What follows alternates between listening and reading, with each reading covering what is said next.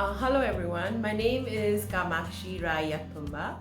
I work as the Program Manager for Governance and Global Programs. And under Global Programs, I'm also the Program Manager for the BPP program in Nepal.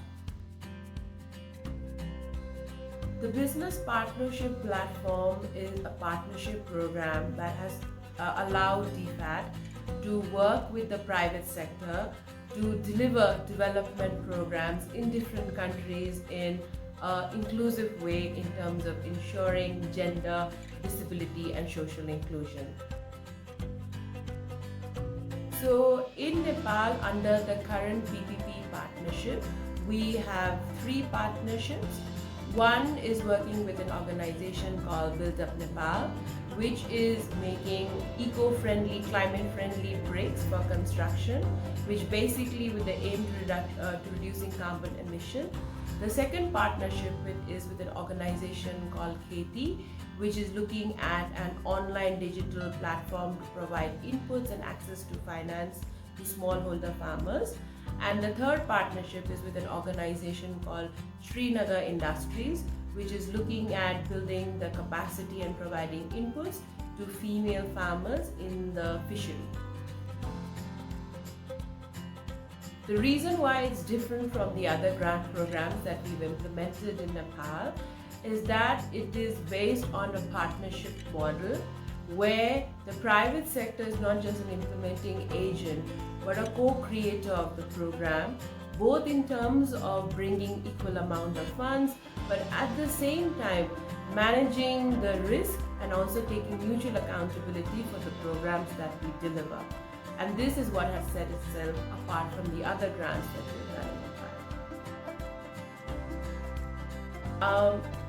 The BPP program has offered a host of benefits for a country like Nepal, and especially for a program in Nepal which is of a fairly small size. One of the biggest advantages is prior to the BPP, Kathmandu Post did not have a lot of experience of working with the private sector and engaging with them to deliver programs. So BPP was one of the first programs that allowed us the opportunity to have partnerships with the private sector and to develop and to deliver programs in Nepal.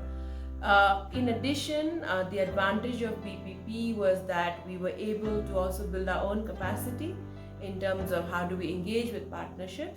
And in addition to that, we were able to leverage funds both from Canberra as well as from Nepal to deliver livelihoods related programs, especially in the aftermath of COVID when we were trying to support economic recovery.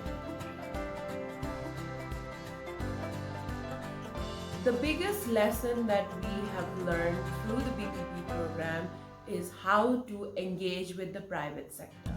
This is a fundamental lesson learned, a fundamental lesson that we have actually learned out of this whole process is that to deliver the outcomes for people in Nepal as well as to meet the SDG goals, the funds that the development partners bring is not enough.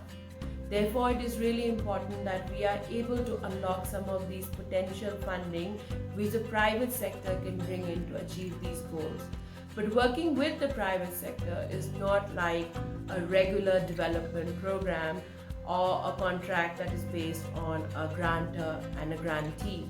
It requires a partnership approach where we have mutual interest, but we also have mutual risk and mutual accountability for the achievement of the program.